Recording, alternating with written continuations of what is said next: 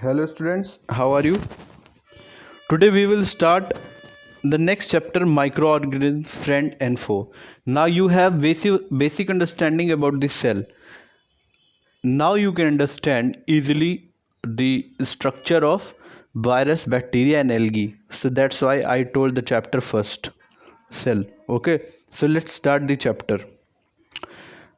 What is called microorganism? As it very clear from the name, micro means very small, tiny, you cannot see with the naked eye. Organism means any living thing. Okay, the living thing which cannot be seen with the naked eye, or you can say with the help of, you can see only with the help of magnifying glass, or you, not magnifying glass, actually you can say microscope. A microorganism is a living thing that can only be seen with the aid of magnification. है ना, magnification की चीज़ें चाहिए होती हैं जिन्हें देखने के लिए. ठीक है.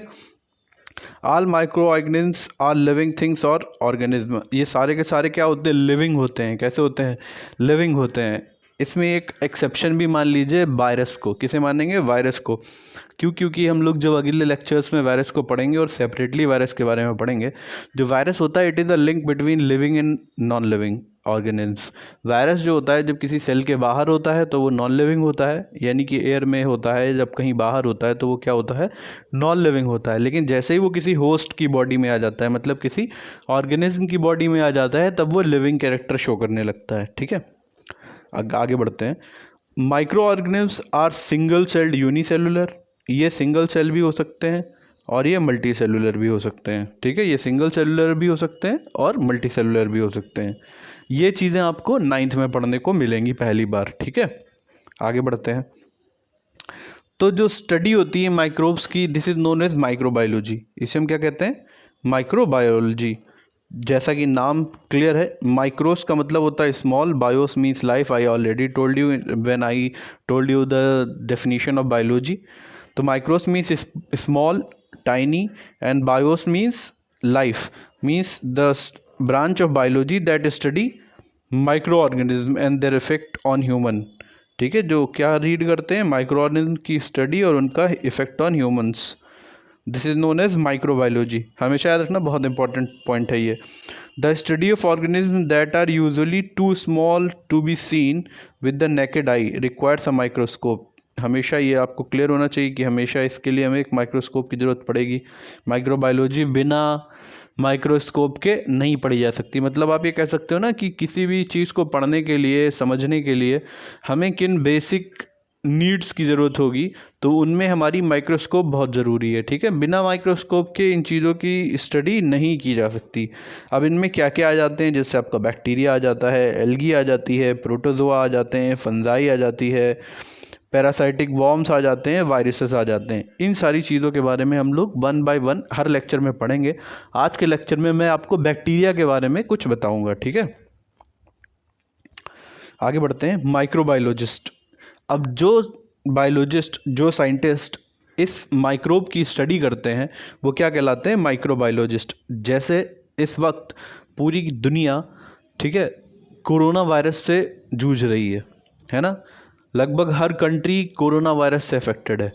तो उसकी जो वैक्सीन बनाना है, उससे जो हार्म्स हो रहे हैं, इन सारी चीज़ों की स्टडी जो लोग कर रहे हैं, they are known as microbiologist. Now we call them god. आज हम उन्हें भगवान मान रहे हैं, क्योंकि वही लोग हैं जो हमें इसकी वैक्सीन दे के हमें इस बीमारी से बाहर निकालेंगे. ठीक है, तो माइक्रोबायोलॉजिस्ट कौन होते हैं, जो माइक्रोस्कोपिक लाइफ की स्टडी करते हैं, जो माइक्रोस्कोपिक लाइफ फॉर्म की स्टडी करते हैं. ठीक है, माइक्रोस्कोपिक लाइफ फॉर्म की स्टडी करने वाले साइंटिस्ट क्या कहलाते हैं, माइक्रोबायोलॉजिस्ट कहलाते हैं. ठीक है, अब माइक्रो ऑर्गेनिज्म की स्टडी करते हैं तो हम माइक्रो ऑर्गेनिज्म को कुछ कैटेगरी में डिवाइड करते हैं. तो देखो, जनरली हम लोगों की बुक्स में जो दिया हुआ होता है उसमें ये 5 कैटेगरी दी होती हैं, virus, protozoa, bacteria, algae, fungi.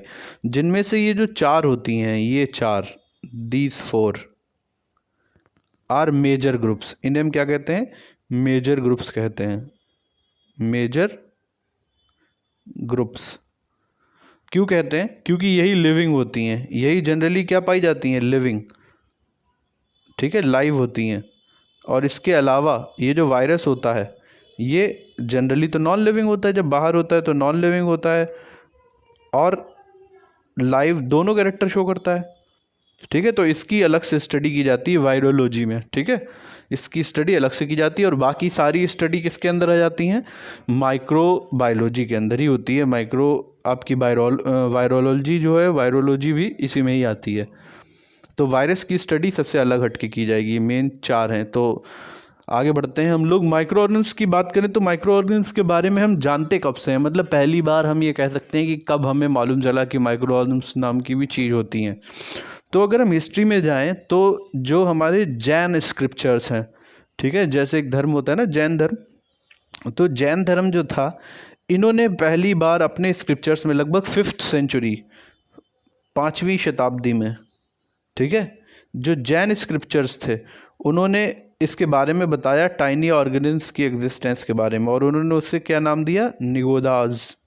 क्या नाम दिया गया, निगोडाज या निगोदाज। ठीक है, इन्हें क्या कहा गया, निगोदाज। ये टाइनी ऑर्गेनिज्म थे। पहली बार 5वीं शताब्दी में हमें ये मालूम चला कि पूरी जो अर्थ है उस पर ये निगोदाज या जो माइक्रो ऑर्गेनिज्म हैं ये रहते हैं। ये प्लांट, एनिमल, पीपल हर जगह पाए जाते हैं, हर सेकंड ये पैदा होते हैं और मरते हैं। ठीक है, ये पहली बार बताया गया जैन स्क्रिप्चर्स में। उसके थोड़े बाद जो, अगर हम रोमन्स की बात करें तो ये जो टर्म दिया है ये रोमन्स का दिया हुआ है, जो रोम के लोग थे उन्होंने दिया है। उन्होंने क्या दिया, उन्होंने उनके एक स्कॉलर रहे, रोमन स्कॉलर, जिनका नाम क्या था, मार्कस टेरेंटियस। इन्होंने एक बुक लिखी थी ऑन एग्रीकल्चर। उसमें इन्होंने अनसीन स्मॉल क्रिएचर्स के बारे में बताया, जिनका क्या नाम था, एनिमलक्यूल्स। जैसे मॉलिक्यूल कहते हैं वैसे इन्होंने एनिमलक्यूल कहा, और छोटे छोटे एनिमल के छोटे छोटे टुकड़ों को उन्होंने बताया कि जैसे ये एनिमलक्यूल, मतलब ये एनिमल्स ही हैं लेकिन बहुत छोटे, तो एनिमलक्यूल कह दिया इन्होंने उसे। जैसे मॉलिक्यूल, मैटर का छोटा पार्ट मॉलिक्यूल, वैसे इन्होंने एनिमल से छोटा मतलब एनिमलक्यूल। ठीक, और इन्होंने कहा क्यों ऐसा, एक्चुअल में हो क्या रहा था, जो रोमन्स थे तो जो भी स्वाम्प के किनारे या जैसे जो दलदली इलाके हैं या तालाब, नदी के किनारे रहने वाले लोग थे, उनमें अधिकतर जो बीमारियां फैल जाती थीं बहुत सारी। ठीक है, बैक्टीरिया कॉज करने वाली, bacteria pathogen, food poisoning, bacteria pathogen से क्रिएट होने वाली बीमारियां फैल रही थी। तो इन बीमारियों की वजह से ही उन्होंने क्या किया, लोगों को हार्म किया। ही वॉर्न, जैसा आपको ये देखने को मिल रहा है, he warned against locating a homestead near a swamp. उन्होंने लोगों से कहा कि अपना घर स्वाम्प, दलदली जगहों से ना बनाएं, जो दलदल होती है ना उसके पास ना बनाएं, उससे दूर बनाएं, क्योंकि वहाँ पे वायरस, बैक्टीरिया, इन सब की प्रेजेंस होती है। ठीक है, अब मॉडर्न हिस्ट्री की बात करते हैं। मॉडर्न में कब, तो देखो मॉडर्न में तो हमें माइक्रो ऑर्गेनिज्म्स के बारे में, जब सेल के बारे में हमें मालूम चला तो हम कहेंगे तो 1665 में रॉबर्ट हुक ने हमें बताया उसके बारे में। लेकिन उन्होंने केवल एक आइडिया दिया, सही जानकारी हमें मिलना शुरू हुई एंटोन वैन लीवेनहॉक से। एंटोन वैन लीवेनहॉक पहले इंसान थे जिन्होंने पहली बार बैक्टीरिया को देखा था। ठीक है, मैं ये पहले भी बता चुका हूँ। Louis Pasteur, very famous person, इनके नाम से पेस्चराइजेशन की टेक्निक आपको जानने को मिली, और इनके बारे में मैं आपको डिटेल से एक अलग लेक्चर में भी बताऊंगा कि लुइस पास्चर क्यों बहुत इंपॉर्टेंट है। लुइस पास्चर जो थे, इन्होंने वैक्सीन बनाई हमारे लिए, जो वैक्सीन इन्होंने बनाई थी स्पेशली जो डॉग बाइट के लिए जो होती थी, वॉल्फ बाइट के लिए इन्होंने वैक्सीन बनाई थी एक। और उसके बाद पेस्चराइजेशन के लिए भी, या फूड जो हो जाता है ख़राब हो जाता है उससे बचाने के लिए भी इन्होंने कई टेक्निक्स के बारे में हमें बताया, क्योंकि ये माइक्रोब्स की स्टडी करके ये जान गए थे कि माइक्रोब्स हमारी डेली लाइफ में हमारे ऊपर बहुत बड़ा इफ़ेक्ट डालते हैं। ठीक है, ये जो लुइस पास्चर है इनके बारे में मैं आपको एक अलग से पूरा वीडियो बना के बताऊंगा। फिर रॉबर्ट कोच होते हैं। रॉबर्ट कोच को हम मॉडर्न माइक्रोबायोलॉजी का फादर भी कहते हैं, फादर ऑफ माइक्रोबायोलॉजी भी कहते हैं इन्हें हम। ठीक है, फादर ऑफ माइक्रोबायोलॉजी भी कह सकते हो। इन्होंने कॉलरा, एंथ्रेक्स, ट्यूबरोकुलोसिस पे बहुत बड़ी स्टडी की और इसके लिए इन्हें नोबेल प्राइज़ मिला। ठीक है, और फिर बाद में आते हैं अलेक्जेंडर फ्लेमिंग। इनका नाम बहुत याद रखना, ये कॉम्पिटिटिव एग्ज़ाम में बहुत पूछे जाते हैं। ये चारों नाम वैसे कॉम्पिटिटिव एग्ज़ाम में बहुत पूछे जाते हैं। अलेक्जेंडर फ्लेमिंग वो साइंटिस्ट थे जिन्होंने पहली बार पेंसिलिन की खोज की। पेंसिलिन का इस्तेमाल शुरुआत में जब किसी को जैसे आज हम लोग सीजर करते हैं, स्टिचेस लगाते हैं, जो सब काम करते हैं, तो उसमें क्या करते हैं, बॉडी को सुन्न कर देते हैं, है ना, थोड़ी देर के लिए सेंसेशन उसका रोक देते हैं। तो उसके लिए क्या होता है, एनेस्थीसिया दे देते हैं, तो एनेस्थीसिया से भी रुक जाता है। पेनिसिलिन दी जाती थी, क्या दी जाती थी, पेनिसिलिन दी जाती थी। इससे इस्तेमाल से भी क्या होता था, आदमी कुछ देर के लिए बेहोश जैसा हो जाता था। ठीक है, आगे बढ़ते हैं। हम बैक्टीरिया की बात करते हैं। सबसे पहला माइक्रो ऑर्गेनिज्म जिसकी स्टार्ट कर रहे हैं, that is known as bacteria. Bacteria क्या होता है, तो हमने सेल पढ़ी हुई है। तो बैक्टीरिया एक यूनिसेलुलर ऑर्गेनिज्म है, बहुत छोटा सा। तो इसका मतलब जो पार्ट सेल के अंदर पाए जाते हैं वो पार्ट्स उसके अंदर होते होंगे या नहीं होते होंगे। तो हम अपने आईडीए में एक एनिमल सेल को लेकर चलते हैं। तो सबसे पहला क्या है, bacteria are single cell microbe, मतलब ये सिंगल सेलुलर होता है। बैक्टीरिया कंसिस्ट सेल वॉल, इसकी बॉडी में सेल वॉल होती है। और ये बहुत इंपॉर्टेंट बात है एक, कि सेल वॉल वैसे प्लांट में पाई जाती है, लेकिन बैक्टीरिया में भी सेल वॉल पाई जाती है। बैक्टीरिया लैक्स न्यूक्लियर मेम्ब्रेन, इसके जो न्यूक्लियस होता है उसमें मेम्ब्रेन नहीं होती। यानी जितना भी न्यूक्लियस का स्ट्रक्चर आपको मैंने पढ़ाया था कि न्यूक्लियस के अंदर न्यूक्लियोप्लाज्म होता है, क्रोमेटिन फाइबर होते हैं, न्यूक्लियोलस होता है, तो वो सारा मटेरियल एक न्यूक्लियर एनवेलप में क्लोज्ड होता है ना, याद कीजिएगा। तो वो न्यूक्लियर एनवेलप इसमें है ही नहीं। तो जेनेटिक मटेरियल क्या है, पूरी की पूरी सेल में फैला रहेगा। और जब न्यूक्लियस नहीं था तो उस प्रिमिटिव न्यूक्लियस को क्या कहा जाता था, न्यूक्लियोइड। क्या कहते थे, न्यूक्लियोइड। क्योंकि भाई न्यूक्लियस की मेम्ब्रेन ही तो नहीं है, लेकिन न्यूक्लियस में जो चीज़ें होती थीं वो काम करने वाले सारे मटेरियल तो थे। तो इसीलिए हमने उसे क्या कहा गया, प्रिमिटिव न्यूक्लियस, प्राचीन स्टार्टिंग वाला न्यूक्लियस, तो उसे हमने क्या कहा है, nucleoid. No membrane bound organelle, membrane bound organelle भी नहीं थे, जैसे गोल्जी बॉडी हो गई, माइटोकॉन्ड्रिया हो गया, क्लोरोप्लास्ट हो गया, ये सारी चीज़ें भी नहीं हुआ करती थी। जेनेटिक इन्फॉर्मेशन करने के लिए उसमें डीएनए पाया जाता है। ठीक है, बैक्टीरिया में एक स्ट्रक्चर स्पेशल पाया जाता है, प्लाज्मिड। ठीक है, ये भी जेनेटिक मटेरियल होता है प्लाज्मिड, जो क्या कैरी करता है, जीन को कैरी करता है। किसे कैरी करता है, जीन को कैरी करता है। ये याद रखने वाली चीज़ें हैं, अभी आपको ये याद रखनी पड़ेंगी, सिर्फ अच्छे से आप याद रखिए। इसकी बहुत डिटेलिंग आपको 11th में पढ़ने को मिलेगी। ये एक बैक्टीरिया का सेल है, स्ट्रक्चर है, तो जिसमें आप देख सकते हो बाहर ये हेयर लाइक प्रोजेक्शन है, इन्हें हम क्या कहते हैं, पाइलस। ठीक है, साइटोप्लाज्म भरा हुआ है इसके अंदर पूरा, मतलब जेली लाइक फ्लूइड। इसमें राइबोसोम होते हैं, मतलब ये प्रोटीन सिंथेसिस करता है। न्यूक्लियोइड होता है, मतलब जो डीएनए कैरी करने वाले, ये जो आपको थ्रेड लाइक दिख रहा है, ये जो थ्रेड लाइक स्ट्रक्चर दिख रहा है, that is nucleoid. Plasma membrane होती है, इसमें सेल वॉल होती है, और कैप्सूल होती है। कैप्सूल मतलब एक कवर होता है जिसके अंदर ये बंद रहता है। फ्लैजिलम, फ्लैजिलम क्या होता है, फ्लैजिला एक ऐसा स्ट्रक्चर होता है जिसकी वजह से माइक्रो ऑर्गेनिजम्स लोकोमोशन करते हैं, मोशन करते हैं, मूवमेंट करते हैं, चलते फिरते हैं। ठीक है, तो ये स्ट्रक्चर है, और ये डायग्राम आपको बनाना है। ठीक है, ये डायग्राम आपको बनाना है कॉपी पर, ये डायग्राम बनाना है, आपको ध्यान रखना है। ठीक है, ये डायग्राम बनाना है। आगे बढ़ते हैं। बैक्टीरिया के बहुत सारे शेप होते हैं, जैसे कोकी हो सकता है, जैसे जो स्फेरिकल होता है उसे हम कोकी कहते हैं, रॉड शेप्ड होता है उसे बेसिलस कहते हैं, स्पाइरल शेप को हम क्या कहते हैं, स्पाइरोकैटीज, वाइब्रियो, स्पाइरेला। ये स्ट्रक्चर के अकॉर्डिंग इनको नाम दिए गए हैं, जैसे ये दिख रहे हैं। अगर ऐसा कोई भी स्ट्रक्चर आपको को दिखेगा तो आप उसके नाम में क्या लगाओगे, बेसिलस, कोकी, वाइब्रियो। ठीक है, तो ये शेप के अकॉर्डिंग बैक्टीरिया का शुरुआत का नाम है। ठीक है, ऑकरेंस, बैक्टीरिया हर जगह पाया जाता है, हर जगह, हवा में, पानी में, जितने भी सेप्रोट्रॉप हैं, पैरासाइट हैं, सूखी जगह, मतलब कोई ऐसी जगह है ही नहीं इस यूनिवर्स में जहाँ बैक्टीरिया प्रेजेंट ना हो सके। ठीक है, इस पे हम यूनिवर्स की बात नहीं करते, अभी अर्थ की बात करें तो अर्थ पर ऐसी कोई जगह नहीं है जहाँ बैक्टीरिया प्रेजेंट नहीं है। उसका कारण क्या था, देखो मैंने आपको बताया था ना कि शुरुआत में जब लाइफ बनी तो सबसे पहले क्या बना, नाइट्रोजन की वजह से आरएनए बना। आरएनए ने क्या बनाया, डीएनए। डीएनए से क्या बना होगा, आपका बैक्टीरिया बना, बिल्कुल शुरुआत में। तो जब बैक्टीरिया बने तो उस वक्त तो कोई चीज़ थी नहीं जिससे वो अपना खाना खाते या लेते। तो शुरुआत में बैक्टीरिया कैसा था, ऑटोट्रॉपिक था। फोटो ऑटोट्रॉपिक और कीमो ऑटोट्रॉपिक था। ये आपको आगे चलने को पढ़ने को मिलेगा कि वो एटमॉस्फेरिक जो केमिकल थे उनसे भी फूड ले लेता था, खाना बना लेता था। सनलाइट से जैसे प्लांट फोटोसिंथेसिस करते हैं तब वो फोटो ऑटोट्रॉपिक भी था, यानी कि फोटो प्लांट से खाना ले लेता था। फिर कुछ ऑर्गेनिज्म और बन गए तो वो क्या हो गया, फोटो हेटेरोट्रॉप हो गया, मतलब कि सनलाइट से एनर्जी लेकर और दूसरे ऑर्गेनिज्म से फूड लेकर कंज्यूम कर लेता था। तो ये मोड ऑफ न्यूट्रिशन दिए हुए हैं कुछ। हेटेरोट्रॉप मतलब कि ये हेटेरोट्रॉपिक होता है, दूसरे से भी फूड ले लेता है।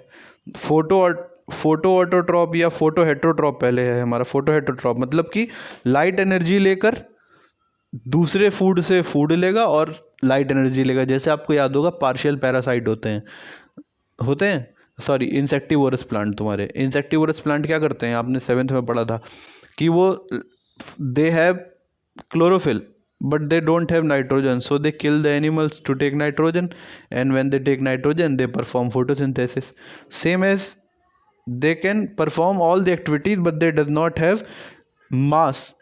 तो उन्हें एनर्जी के लिए जो एक तरीके से कह सकते हैं ना, जो उन्हें हीट चाहिए होती है डाइजेशन के लिए, वो किससे मिल जाती है, लाइट से। और बाकी जो मास होता है वो किससे ले लेते हैं, किसी दूसरे ऑर्गेनिज्म से। फोटो ऑटोट्रॉप मतलब सनलाइट से, एटमॉस्फेयर से वो अपना फूड बना लेते हैं। कीमो ऑटोट्रॉप मतलब ये अधिकतर कहाँ पाए जाते हैं, तुम्हारे जो मार्शी एरिया होते हैं, दलदल वाले इलाके, ठीक है, या जो आपका डेड सी है वहाँ पर। तो उन जगहों पे क्या होगा, वहाँ बहुत सारे केमिकल्स पानी में पड़े हुए हैं और लाइफ नहीं है सिवाय इस बैक्टीरिया के, ठीक है। तो वहाँ जो केमिकल्स हैं उन केमिकल्स के थ्रू ये अपनी एनर्जी बनाता है, फूड बनाता है। मोड ऑफ रिप्रोडक्शन की बात करें तो ये दोनों तरीके से, सेक्सुअल और एसेक्सुअल दोनों तरीके से रिप्रोडक्शन करता है। सेक्सुअल रिप्रोडक्शन में जेनेटिक रिकॉम्बिनेशन मतलब जो डीएनए होता है, डीएनए की प्रोसेसिंग की वजह से ये रिप्रोडक्शन करता है। आप आगे चल के पढ़ोगे ट्रांसडक्शन क्या होता है, ट्रांसपोर्टेशन होता है, और आपका एक कॉन्जुगेशन होता है। ये सारी प्रोसेस होती है, इनके थ्रू क्या होता है, ये रिप्रोड्यूस करता है सेक्सुअली। और ए सेक्सुअल रिप्रोडक्शन में बाइनरी फिजन होता है। बाइनरी फिजन, बाइनरी का मतलब क्या होता है, मैथ में आपने कंप्यूटर में पढ़ा है बाइनरी 1 2, बाइनरी मतलब 2। तो जब एक पेरेंट 2 में ब्रेक हो जाता है, ठीक है, तो उसे हम क्या कहते हैं, बाइनरी फिजन। क्या कहते हैं, बाइनरी फिजन। जैसे यहाँ पे आप देख पा रहे हो, यहाँ पर एक पेरेंट है ना, एक पेरेंट का डीएनए जो है वो 2 डीएनए में ब्रेक हो गया। जैसे आपको मैंने सेल में बताया था ना, सेल डिवीजन, तो ये सेल डिवीजन ही हो रहा है। तो जब सेल डिवीजन के थ्रू 2 डॉटर सेल बने तो उसे हम क्या कहते हैं, बाइनरी फिजन, ठीक है। ये प्रोसेस सेल डिवीजन वाली ही है, एक्चुअली ये सेल डिवीजन ही है, ठीक है। सेल डिवीजन के थ्रू बाइनरी फिजन। बाइनरी का मतलब 2, फिजन मतलब टूटना, ठीक है, 2 में टूटना। बाइनरी का मतलब 2 और फिजन का मतलब स्प्लिटिंग। फिजन मतलब स्प्लिटिंग। तो क्या हुआ, फादर का या पेरेंट्स का 2 में टूटना, that is known as binary fission, ठीक है। आगे बढ़ते हैं। यूज़फुलनेस ऑफ बैक्टीरिया, ये मैं जितना बता रहा हूँ इसके अलावा भी आप फाइंड करेंगे, ऐसा नहीं है कि मैं आपको सब कुछ बता सकता हूँ। बैक्टीरिया, वायरस, इन सारी चीज़ों के हार्म्स, इन सारी चीज़ों से जो भी इकोनॉमिकल हमें गेन या लॉस है वो बहुत है, ठीक है। तो जो जितना मैं बता रहा हूँ ये आपको एक आइडिया है, आप इससे ज़्यादा ढूंढिए। एटलीस्ट कम से कम 5 फ़ायदे और 5 नुकसान आपको अपनी तरफ से ढूंढने ही ढूंढने हैं। तो स्टार्ट करते हैं। जैसे यूज़फुलनेस ऑफ बैक्टीरिया, बैक्टीरिया का क्या यूज़ होता है, बैक्टीरिया का यूज़ ये होता है कि बैक्टीरिया जैसे दही बनाने में हेल्प करती है, आपको पता होगा, आपने लैक्टोबैसिलस बैक्टीरिया पढ़ा होगा, दही बनाती है, बटर मिल्क, मट्ठा वट्ठा जो होता है ये सब बनाता है कौन सा, लैक्टोबैसिलस बैक्टीरिया। राइजोबियम बैक्टीरिया आपने पढ़ा था क्लास 7th में, ये क्या करता है, जितने भी लेगुमिनस प्लांट होते हैं उनकी रूट्स में रहता है और एटमॉस्फेरिक नाइट्रोजन को नाइट्रेट में कन्वर्ट करता है ताकि प्लांट उसे यूज़ कर सके। अगला होता है ये तुम्हारा बैसिलस थ्यूरिनजेनेसिस। ये क्या करता है, ये कुछ टॉक्सिन केमिकल प्रोड्यूस करता है, मतलब हार्मफुल केमिकल प्रोड्यूस करता है, जिसका इस्तेमाल इंसेक्टिसाइड बनाने में करते हैं। किस में करते हैं, इंसेक्टिसाइड बनाने में। इंसेक्टिसाइड्स क्या होते हैं, जिनसे हम इंसेक्ट्स को मारते हैं, ठीक है। बैक्टीरिया का इस्तेमाल सीवेज ट्रीटमेंट में भी होता है, आपने 7th में पढ़ा था। एरोबिक एनारोबिक बैक्टीरिया जो सीवेज ट्रीटमेंट प्लांट में जाता है तो वो क्या करता है, एरेशन टैंक में हम उसका या इस्तेमाल करते हैं ताकि हम सीवेज को ट्रीट कर सकें, ठीक है। This is the use of bacteria. ऐसे ही आप और भी ढूंढ सकते हो। हार्म की बात करें तो फूड पॉइजनिंग करता है ये, यानी कि फूड को पॉइजनिंग बना देता है, हार्म ख़राब कर देता है। फूड पॉइजनिंग मतलब कि बीमारी कर देता है, ये हमारे डाइजेशन की प्रॉब्लम है।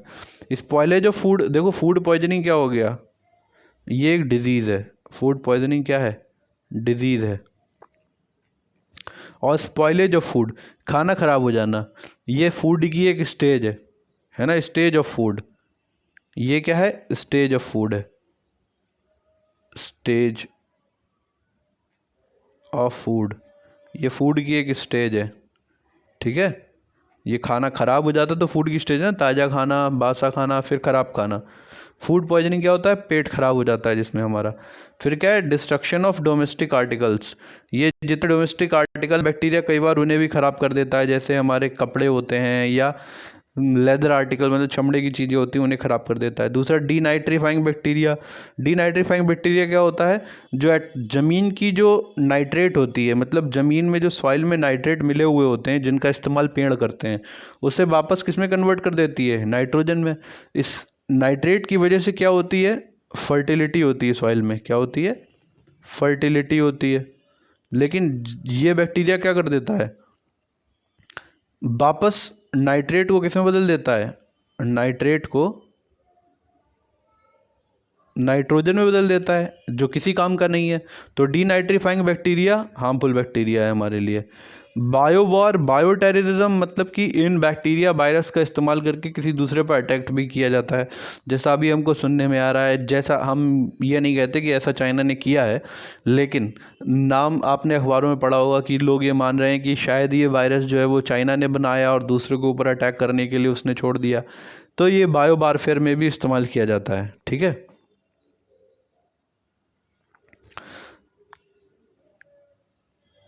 तो ये आज आपके टॉपिक थे, आप इन्हें पढ़िए। अगर आपको कोई टॉपिक ना समझ में आए तो मुझसे पूछिएगा।